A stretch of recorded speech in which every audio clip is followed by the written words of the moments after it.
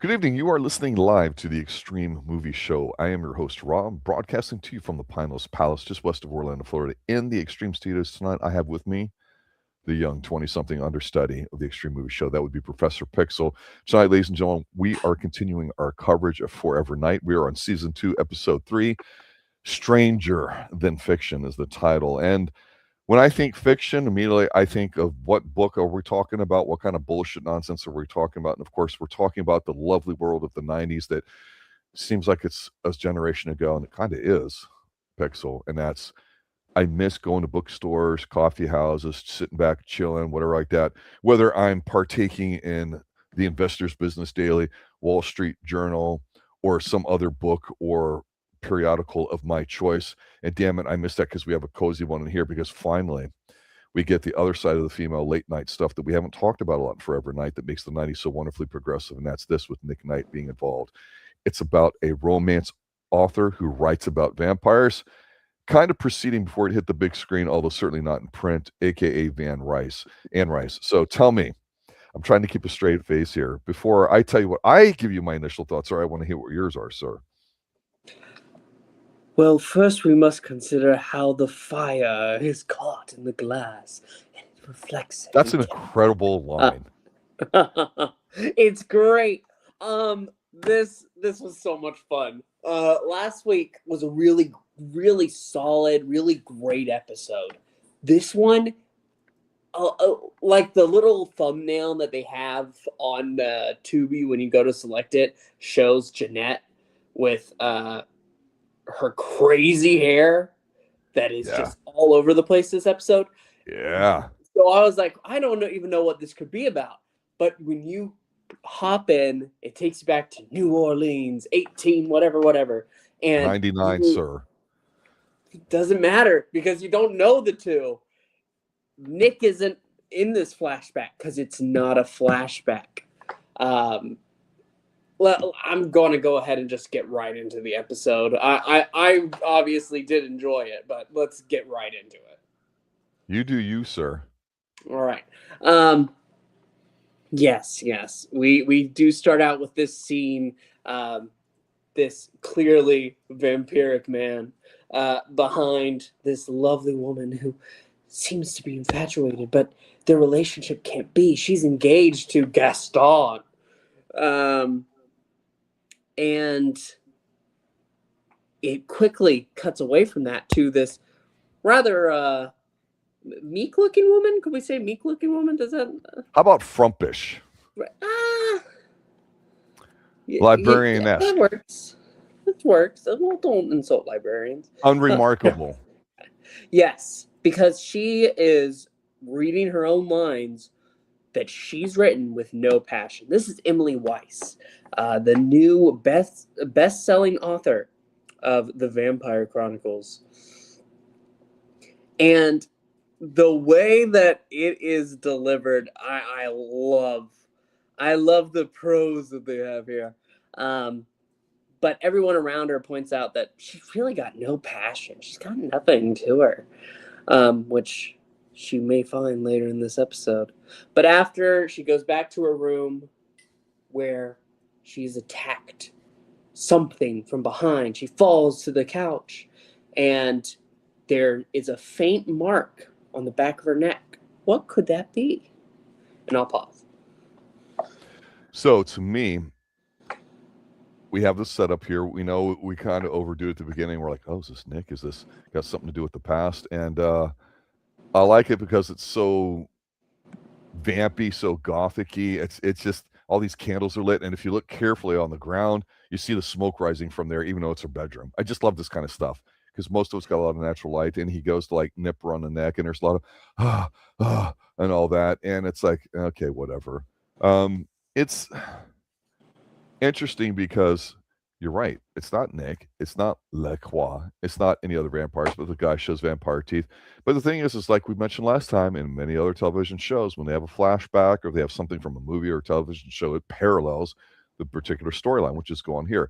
She, as a writer, has put herself in there as the damsel in distress that can only be romantically pursued by somebody that's not a mortal man because she probably hates men or whatever you want to say. But here's the thing: she's supposed to be kind of like bookish and just kind of introverted, and it's understandable that she's not there on camera. And as a seasoned male, I can look at her and go, she's very attractive, and she's just hidden behind a lot of stuff. Maybe she's a closet lesbian. Who knows? So what was very telling to me in the show here is all the people around her, her handlers, like her manager, the woman and the man who sits there in a suit, looks kind of dumpy. They're like, yeah, she just needs a little bit more over. This is very delicate to do, to act like you don't, to act like you're nervous, right? When you're really not, and that you don't have passion and still not be unconvincing in your role as an actress. So early on, we got this really basic setup. But I thought, wait a minute, she is the gravy train. You guys are putting her in positions to make that gravy flow, and yet you're kind of shitting on her. And of course, they show like a fan that, is very insistent on meeting her. But what was cool about this opening to me was just a bit more longer into this. It's a little bit of a longer one. I feel like maybe I'm wrong in that before we get the opening credits is when she goes to like wait and for the limo to pick her up and she's left all alone. We get completely vamped out with the really great red pinkish lighting in the background. LaCroix just looking very serious, come around the corner and he just turns his head and all that. And I mark out every time I see him because I feel like when we describe a great movie or television show, we go, it has a couple of really good scenes and no bad ones in it. But this is an episode that to me that you could almost hit pause almost on any frame. And it's very picture worthy. Like they're just acting out scenes that you could take in snapshot too, because she gets attacked by a mysterious figure in the dark when the lights go off. She seems to fend and fight herself off, runs to turn the lights off. And she looks at herself in the makeup mirror, and it appears that her neck has been bitten with 2 holes in it. And you're It'll be her neck oh, soon. we've got a crazy fan. We've got shitty manager, business owners, or like that. We got her fantasizing. Man, this means it's going to be a meaty, campy episode before we get the wonderful he was brought across and all the vampy stuff that I just cannot get enough of every time I watch it. So I'm enjoying the open, but I do feel the tone is not as serious as last week's episode. Oh, it's not at all. And perhaps the most worst acting scene, though, is when they get past it, though, and we see Nick standing there talking to the captain with Skanky, and she's basically the worst actress of all time that I can think of looking at him. Like, she is going to need you guys for protection, and you just need to do it. But we're homicide. And then she slams the door, kind of not really, only to take out the book that she's reading called, what's it called? The Denied. Which means, of course, sexual pleasure in a woman's world, right? And of course, she holds up to the cameras, it zooms in, so we're supposed to know to read it. Like, it's the super hot thing at that time, as we'll find out. Well, there's a line in there about, like, why does she care so much? And then she's pulling out the book that shows that she's a fan as well. Yeah, they get this author to Safe House. She meets Nick, and she can tell there's something different about him. Like, they go ahead and they click right there without saying really any words to each other. It's deja vu. They've had this feeling before. The both of them. They've met again in past lives, maybe.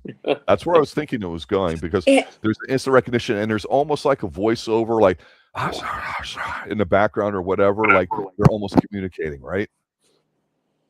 She's obviously got the hots for him. Oh, absolutely. And I mean, he's got it for her too. Especially because he is reading the books as well. And it turns out that she has captured the vampire world a little too well. We have Nick go to the Raven, and he speaks with Jeanette about it, making sure that, well, you haven't heard anything about this, right? And she's like, oh, well, no, I haven't, but I would like to. Perhaps I'd like to kill her myself. Because she's just a little too on the nose. After that, yeah, it's interesting because I keep thinking she's an attractive woman, but if you're watching it on Tubi here in America, the print, I suppose you could say, is adequate. I've got a DVD version, which I think might be slightly better, but I watched it on Tubi today. And sometimes you can't tell by looking at someone's body how they are. And I think the actress is doing a very good job as being what we like the current 2026 term is a sleeper build, right? Like somebody takes off the shirt and like, hey, you're jacked or you're big, whatever, right? And so she's got like one of those things going on here too, because she wears the professional outfit like where it just buttons right up at the neck or whatever. And I don't know. It's when they go to the Raven and he's like, I'm here on business, and they talk. I don't know why, and there's got to be something psychological to it, but every time they shoot it, they have the camera angled, so it's like you're like in a fun house, right? And so when they cut back and forth between Jeanette talking about it, the over shoulder cams between her and Nick and have conversations, and of course they're alluding to their back and all that stuff. I thought, yes, we get more Raven. That means more Jeanette. We get the steakhouse set up here and all that too, where Skanky's like, how can you write this trash? Because he's like the regular dude in the room, right? You know what I'm saying? So it's kind of interesting seeing all this goes on because Nick's just got this concerned look. You know that there's more to her than she is letting on at this point. And he confronts her about it while she's writing because she likes to work like a vampire, right? Late at night, she's like, what's going on here? So I'm smelling a setup, but I don't know. What did you think about this setting up here before we get the next major interaction? Yeah, no. I liked that we go from Skanky talking about this, and when we get to actually in the safe house, he's already reading it. He's already a fan. That's great. And I wasn't really thinking about like a past lovers angle. I was thinking more along the lines what they were going for, which is that she just has this sixth sense when it comes to the vampire world.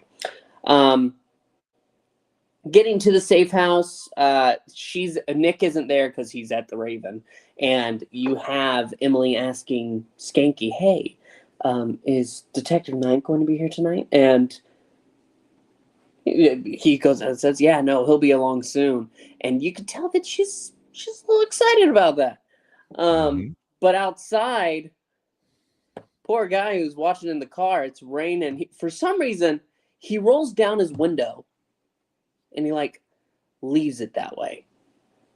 But that's just to go ahead and set up the attack.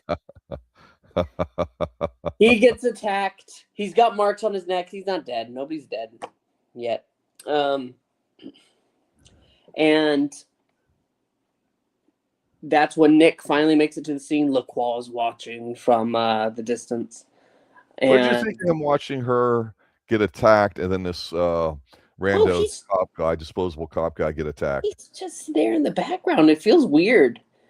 I've always had a secret desire to be in one of these weird kind of shows where like I could be like LaCroix and just show up and like have my eyes big and have a serious look in my face and not talk.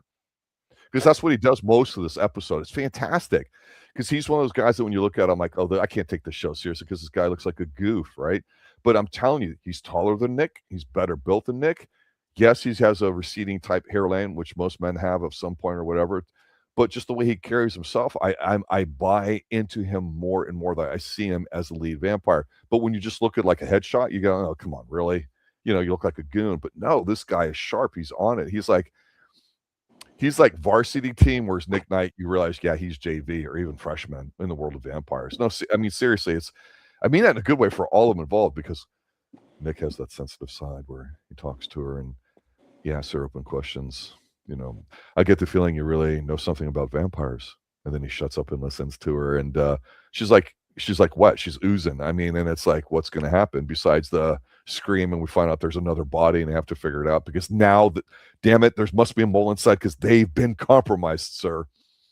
That's right. After this, Nick has a decision. He's like, you know what? After this safe house is falling apart, he's like, what if she stays at my apartment? As Skanky says to her.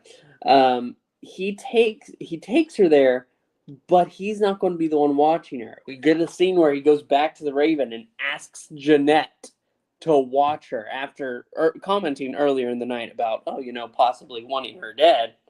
But he's like, I can trust you. You can, I can trust that you will do as I ask. Please, right. Jeanette. And so she agrees. which leads to a fantastic, like, I Yeah. love Take my that. money right now for that scene. Well, before we get there, I want to point out something because I had missed this earlier, and then I went ahead and rewatched it earlier today, and I went, "Oh." But we get a lot of flashbacks because the flashbacks aren't necessarily flashbacks like in Nick's life per se. I'm not saying they're all not that way, but they're more, the fantasizing like you're putting yourself in the story, which obviously the author has done, right? So she wants to be seduced, she wants to be romanticized and all that too. That's just a fantasy. So it's interesting because there is another flashback here where we have Nick with a slick back hair and he's got this cane of, I think, a panther, and LaCroix is standing there just smiling and he's just letting him know, hey, you're a panther and panthers kill their prey. And if you won't do it, Nicholas, I shall. I mean, just the way he talks. This is cool stuff. And of course, they got the candles lit in the background and they're wearing tuxes. I mean, I don't know how much more you can really ask for a television show to provide this for you. Pinky rings and everything else there too. Really horrible greased back hairstyles. I'm loving it. I think it's great because if you have a walking stick or a cane or like that, it's got to be something. Mine personally is a wolf's head. I literally have one of those. I've had that for a while. It's pretty badass.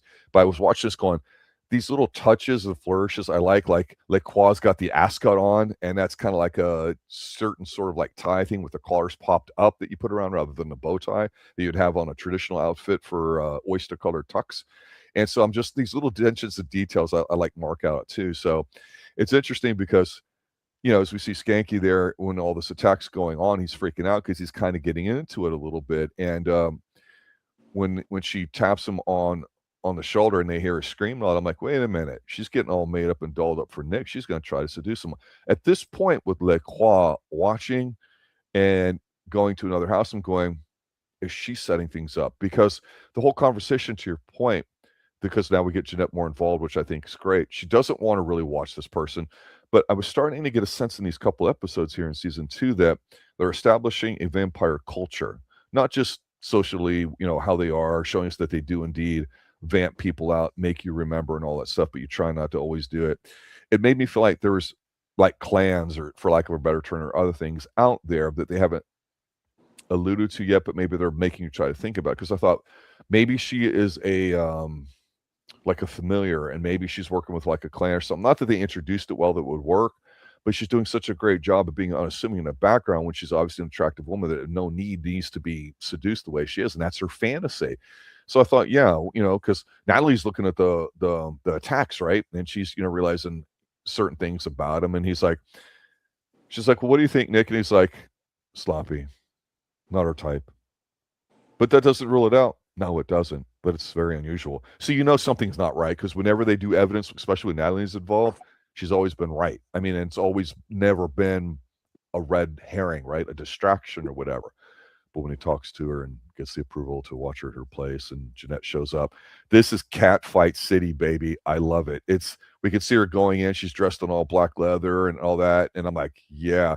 But before that actually takes place, we get to where we see Jeanette reading the book, and so she's picturing herself in there being seduced by Nick. Because I told you last week, I thought they were going away from possibly her being a love interest. Thought that they did a lot, but he's like, "You don't love me. You love what you think is me. I will show you what I am and why I cannot have you." And he does the vamping thing, and it's like, okay, they're just going over the top. That let's not treat this too dark and serious of an episode, and I'm okay with that. But for a while, I thought there was some subterfuge of the supernatural being set up too, because they kiss indulgently and all that too. And then this is when two women say so many bitchy, mean things to each other while being so civil, polite, and 90% of it's on Jeanette. But go ahead, tell me what you think of the scene, and then I'll add something to it. Well, I wanted to talk about a little bit about Natalie too, because they do have that scene where he goes over there, and Natalie is picturing herself in the role of the main character of the book, and picturing Nick as the vampire.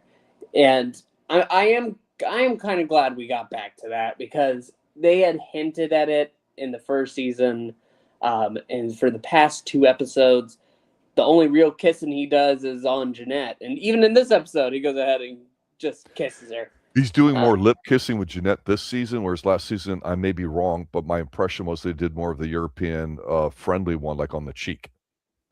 Yes. Yes, you are correct. But here they just full on kiss Mm-hmm. contact. I don't know if I can consider it a cat fight, Rob. It's not. I know. Because I'm. because a cat fight takes two, and this poor Emily ain't bringing nothing. She's just sitting there. Oh, well, how long have you known him? That is a long story. Um, but I don't know it's how a real her good. French accent is, but Jeanette overdoing it makes me want to just read like her. You might Well, say you this with have me to for a long remember, time. It's just so they all incredibly, horribly Frenchy. I love it. there's a chance that maybe it's not completely True. fake because she's in Canada, and you know how the Canadians are. Right. Too full. French Canadian. Um, She's in the After French this, part. Nick does have one more scene where he's out scoping the area of the safe house with Mm-hmm. Skanky, and he notices a piece of. It looks like some kind of ruby down on the Blood red ground. And ruby, he gets sir. a red ruby. That's right, ruby red, and gives it to Skanky. Asks him to go take it in, see what they can come up with it. But this is really just to get rid of Skanky because he has to turn around, and who's there but LaCroix? And LaCroix telling him, "You know what you have to do? You have to take her, Nicholas. Take her." Just like they have it in the book. And we're almost to my favorite bit because Nick, after that, and LaCroix just letting him kind of go. Nick, after that, goes to his apartment, and he is having this scene with her, and it leads to them kissing, like Passionately. yeah, passionately. That's right. And he does exactly like in the book. No, I cannot do this. Don't deny me. I'm not denying you. I'm denying myself. That's so horrible, isn't it? It's great. What are you talking about? Oh man, I love it. So here she has her jacket off, and she's dolled herself up a little bit, not noticeably so, right? But the point is that psychologically, if you're watching her, she's going from being very closed, during the interview, not looking at anybody, her legs crossed, wearing a business outfit, to now taking her jacket off. And she's built. She absolutely is built, but she's built in such a way where it doesn't come across as very sexual because it's like the dress is fine, but it's very mommy like. It's not like if this were like a red satin going out to dance dress or whatever, you'd be like, Jesus, who's this woman? And obviously she's done it for him. But there was a part of me that when I was watching this is that it made me think of when he was talking to her when they brought her in for questioning, and we're going, not questioning, but just talking to her and getting her set up, that if there's some sort of past life connection that we still haven't seen technically, but that if she's a familiar or maybe she's a vampire herself, then would they be able to sense it? It made me think that she was still like the source of all that. Or if she's human, sometimes, when we talk psychically, we say somebody's not psychic themselves. They're just a vessel. So they receive messages like a tuner and it comes out of them. They're a vessel for where it comes from. Like when someone says, hey, I don't know where it comes from. It just comes from me. And it just comes through my body. That's different than somebody that can divine it and think of it on their own and tell you where it comes from, or those types of things. So there's a part of me going, wait a minute. What is it that gives Natalie this insane bloodlust for her and wants to almost turn her and doesn't, because she hears Nick's words, remember, I trust you, kind of thing in her head, and she barely stops. But Nick even gives in, unless they're just trying to like make him very more attracted to women in this season as opposed to ignoring them like Natalie. So I don't know if that's just a writing decision or whatever, because it's clear that this above average looking woman, but average in terms of the way they're trying to present her, seems to have such a strong effect on all the people around her, and she doesn't seem to know it. I know that's what she desires in her heart, and she doesn't see it. But I just thought, is there some supernatural element to her? Like sometimes you find the show starts with a certain type of supernatural character, then you realize, oh, this is their way of introducing another type of supernatural being. Because again, we don't know if we're only limited to vampires, but we only suggest that because that's the only thing we've seen to this point. Does that make sense? I see what you're saying. I do not agree with you. You don't have to, but here's the point. How is it that Nick, who's we know has been on the sauce, right, drinking blood out of his wine bottles, How is it that he just looks up her and he feels compelled? Even he's been around 8 years to let this average woman who's frumpish and really probably doesn't know how to kiss for real because she's probably never had an orgasm. Well, Let no. himself be seduced. Well, I mean, he's read her work. So that's what's pulling him in. He's been around 800 years. He's read everything. Yeah, but what is the special book about going her? ahead and it speaks to him on a personal level. That's why pretty much That's all not but what's giving him a one. vampire boner, Huh? sir. What? I said that's not what's giving him a vampire hard on, is it? Yes, absolutely. It is the I'm just book. saying I was questioning whether or not she had some sort of ability, whether she was cognizant of it or not, or human or not at this point. I was kind of almost hoping it was that way just because it would add another whole introduction to what we've talked about, because now LaCroix is a lot more, he's back technically, but he's also more visible as well as Jeanette. I thought maybe they're going to do something like this and really flesh out season 2 here, and this is a way of doing it because we're laughing and goofing at the bad acting and the camp to it, and maybe we just don't see it coming from the very average plain writer in front of us. That's what I was thinking. There was a possibility of that, but they didn't go there, as we find out. Now we're in the bookstore. But let's talk about somebody else that's normal. Who's that? Skanky, because after that night where Nick denies himself, they go to the next day where she's at a bookstore. She's doing a signing event. And Skanky is reading on the edge. Nick comes around. Hey, this stuff is ridiculous. Like, not saying that you don't know what you're doing as a writer, but like the scene where he turns her, or where whatever the name of the bad vampire in the book is, turns Christian, totally unrealistic. And then it cuts to a scene where Skanky is the evil vampire, is basically LaCroix in the book. And he bites Gaston's neck. You should be thanking me. And now I see what you're talking about, Rob. Yeah, she is. Yeah, sleeper. Are we caught up with our clips to where we're at talking verbally in the story? No. Now, here we are. Look at that. That picture I took because look at the simple joy he has there. And look, that's a legitimate fire. That's no gas fireplace, sir. And, this is just a little clip from where they're in the bookstore. And I just remember being in so many cozy bookstores over the years that, I lament the loss of it too. And that's just the way the world is too. I cannot express to you how awesome mall culture was to hang out and do stuff. And now these things just don't exist anymore. But trying outside, it's ugly weather. You go inside, you get yourself a drink, you get yourself a book, you chill like that. And look, even Skanky, the guy that would be the least likely to read or do anything like that, he's totally suckered in. Man, I thought that was funny, personally. Yeah, no, I thought it was funny too. It was also funny to see him as a vampire. That's when I lost all seriousness for the episode, because all this elaborate stuff I just told you about, it fell apart as soon as I saw him. But I think it was hilarious. Hilarious. Yes, ladies and gentlemen, he is the janitor on the John Hughes film, the detention one. Not Weird Science, the detention one. Don't You Forget About Me. You know what I'm saying? Breakfast Club. Yeah, that's the janitor.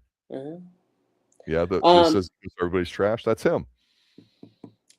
In the bookstore, we have another scene with LaCroix, because LaCroix comes in to tell Nick again, you need to do it. You need to turn her. You need to take her. Take her, not turn her. You need to take her for yourself.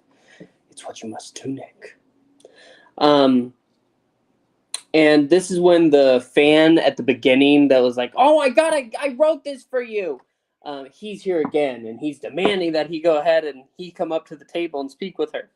And he's freaking out. They think they have their guy, but as soon as they get him to the police station, the captain, in her second appearance of the night, just shows up to tell him, no, you have the wrong man.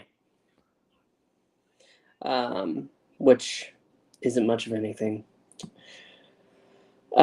We get to the reading event soon after that, where Emily, now she's in front of an audience and she's smiling and she's looking good, looking like she's got some personality behind there. And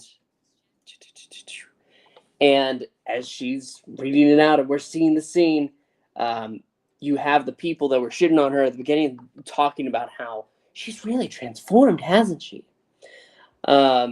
After Nick goes up to her as she's about to go to the room, and she whispers in his ear, "You are my vampire." And this is where we're hitting our end. Yeah, because they have a little flashback where it's her and she's imagining Nick Mac out on her, and they honestly, a lot of different ways you can kiss, a lot of different ways you can do it. I love the camp way where it's a little bit over exaggerated, where there's a lot of smacking noises and all that too. And of course, he goes to bite her and turn her, which is what she wants. So what this symbolizes is orgasm. I mean, and people will tell you that the themes that come up through being a vampire and all that stuff, and women being sexually oppressed, that was like a big deal, that it would make its way into novels and all that stuff. And so it's an awakening. So you can say, well, if you're turning into a vampire, you see the world differently. You've evolved, and like as a woman or as a man, it's when you become a man or woman, literally. And I'm just going, okay, I know that these bites are fake. I know that LaCroix's not tormenting him. He's just watching. He's letting it happen. So I'm like, why isn't Nick more pissed at LaCroix for kind of messing with him, whatever?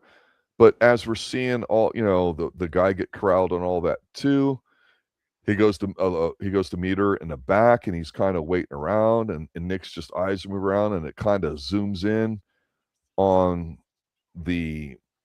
what we would call an umbrella stand, that you would put like your umbrellas and your canes and stuff when you'd walk in and out of an old place. You'd have what would called be like a mudroom, that you would do all that back in the old day, especially in London and all that. And we get a zoom in of that panther handle, right? That we saw, that I mentioned that earlier, which I just didn't remember the first time I saw it.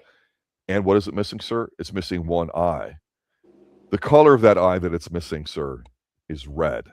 So right now you should be going, oh, I get it. And of course, whenever they do this kind of clue discovery thing, whoever shows up next is going to be there, because Skanky goes to check on her. She's in a room, and we see that handle there in the framed shot with the eye missing, in case you missed it before like I did.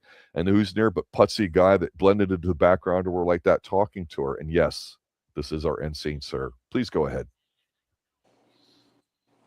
Sorry, I had to kill a spider. Okay, it's gone now. Yes, at the end, Nick notices the cane for a moment, gets distracted by Natalie, and then turns around. It's gone. All the pieces are starting to click up. And the one guy that's a part of her team, Andrew, turns out he is the one that has been desperately in love with her, and reveals it. He has the cane there in the room with him, and then he's telling her, "No, we must be together. That's what you were reaching out to me. I'm your vampire." And they go up to the roof. Nick, once they burst into the room and notice they aren't there, he senses it. He goes up, and he uses his vampire hypnotism to tell him, "Free her. Let her go." And she can see that he is indeed really a vampire. He helps her down. But that's when LaCroix comes in and takes Andrew and just drinks him dry. And he's kind of egging Nick on to go ahead and finish it. But Emily wants it. She's like, "I don't care. I want to be with you forever." And he makes the decision then and there. No. We got a pic of that too, I think, right? We do. Where is it? There it is. Egging him on. And he says no, uses his vampire hypnotism to make her forget about this. And she will never write about vampires again. Of course it works. He switches back to normal, and oh, I forgot to mention LaCroix takes Andrew after drinking him dry and tosses him off the roof. Great. Yes, that's the best part. But now she forgets why she's up there, and he explains, "Oh, well, no, it was Andrew." And she's like, "Oh, no." Helps her down, and she has a little line there that pretty much says, "It's over. I've gone through this again, because actually we forgot to talk about in the apartment scene where she mentions when she was younger, there was her best friend that they were kind of seen as an item, but she didn't really love.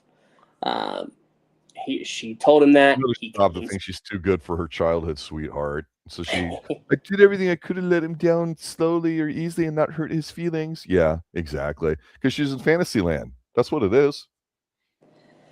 That's what they're making fun of. I mean, and LaCroix's pissed because he's like, Nick, you don't see it, bro. You're falling into that trap. It's like they're not vampires. It's like a father saying, son, don't fall for her. Come on.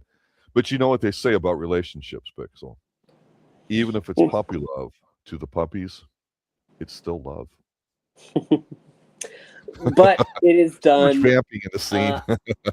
She says the Vampire Chronicles is done. We get one more scene with Nick in the apartment, and Natalie comes by and says, "You felt something real. You could have you should have acted on it." And he's like, "No, I couldn't do that." And Well, she's 'cause like, she's "Well, doing the you same know, way. the restraint that you showed shows how much more human you're becoming. It's having a good effect on you." But it's a sad moment, and you feel that there's more. There's that tension in the air. But we've reached the end of our episode. Yeah, it's not a sad emo episode until music's playing. He's laying on the ground while it's raining, looking up at the black sky, or playing his piano with candles lit on it. That's the standard to me that Forever Night is set. And until they get back to there again, I'll just call us slightly emotive, and that's it, just from what we've seen. But it makes me wonder with Natalie. I like her as a character. I like her as an actress. I know she's done some other stuff that I'm not really familiar with. She's cute. I think she's got a sleeper build too. I think they need to have a female friend so they can do this sort of interpersonal, emotional, verbal discussions that between two guys would be like, yeah, she was out, bro. Yeah, she was. Okay, that's it. Let's go get a beer.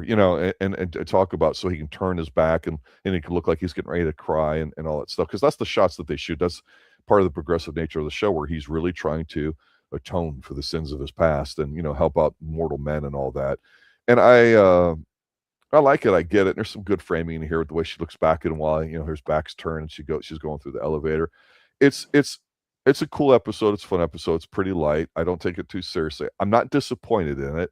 It could have went some other directions that didn't, but when you've got a couple strong episodes in a row and it seems to be really dark and flesh things out, you wonder if it's going to continue that way, if it's going to lighten up. And I think we kind of said the same thing about season one, where such a strong opening, and then it turned into just basically like a cop of the week sort of episode with the occasional flashback, LaCroix, or dismissive thing thrown in. And not that it wasn't cool or fun, but I still feel like even with this episode being a bit lighter than the others, it's still different than season one, and not worse, but different. And I am enjoying it too. So I'm curious next week when we go to do season 2, episode 4, Bad Blood, how that's going to go. Because for now, you've figured out something that works, and they haven't backtracked on it or wimped out or tried to get by. And that's something that does happen occasionally in these TV shows too, especially when they're low budget, late at night, quick production type aspects and all. But yeah, overall, I really enjoyed the episode too. Let me ask you, sir, any other final thoughts about this episode or just in general for season 2? I enjoyed it. I really did. I was not a fan of how this season started. You're a I bit whiny, I admit. yes. It Well, happens. that first one I did not enjoy. I really thought if this is how it's going to be the rest of the season, it's going to be miserable. But the second episode came along. It was one of the best episodes of the show that we've watched. Um, that might be some recency bias. It has been over a year since we watched the last one. Mhm. But, and then this one was so much fun that I loved it too. I'm 2 good episodes for that one bad. I'm doing good. I'm loving it right now. Yeah, Right. I enjoy it too. It's on Tubi, ladies and gentlemen. If you have an ad blocker, of course, like on your computer, you'll miss it. I don't really know how to do that on a television set, but I suppose that you can. It's an okay print. I've seen some better, but sometimes it's available to see, sometimes it's not. So season 1 and 2 are on. I recommend you checking that out.